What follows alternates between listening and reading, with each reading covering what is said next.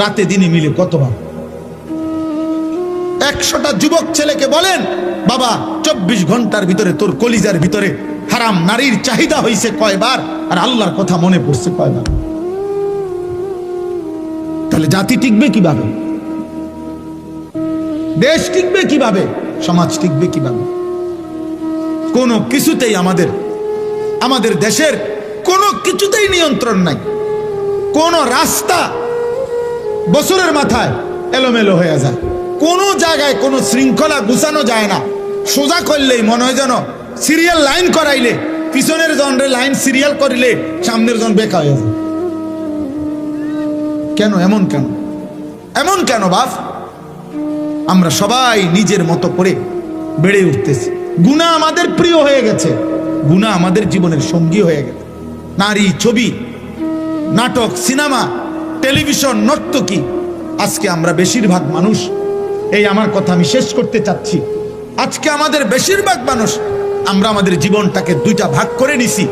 এক ভাগ 8 ঘন্টা 10 ঘন্টা উপার্জন, হয় চাকরি, নয় ব্যবসা, নয় ক্ষেত খামার, একটা কিছু, নয় বিদেশের কোনো ডিউটি।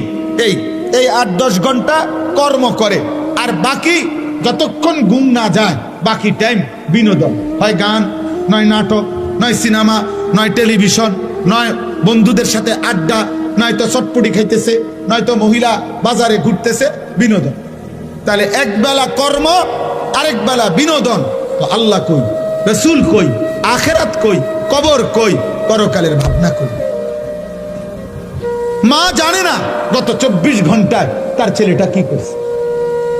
বাবা জানে না গত 24 ঘন্টায় তার ছেলেটা কোত্থেকে গেছে, কোথায় কি করছে, বাপের খবর নেই। এভাবে তো মানুষ গড়ে না রে বাবা, এভাবে গড়ে না। আমার আম্মার বয়স 75 বছর, আমার মা অসুস্থ দুর্বল মা আমার, আলহামদুলিল্লাহ আমার সেই মা আজও এই 75 বছর বয়সেও যখনই মার সাথে কথা বলি, মা জিজ্ঞেস করে, ফুত নামাজ পড়ছো না? এখনো জিজ্ঞাসা করে,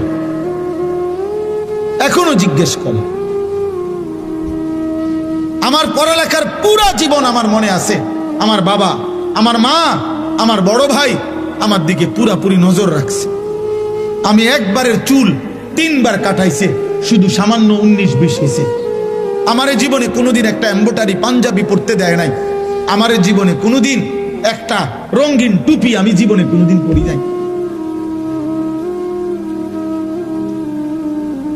তাইলে বাপ, জীবনে কেউ ধরে রাখতে হয়।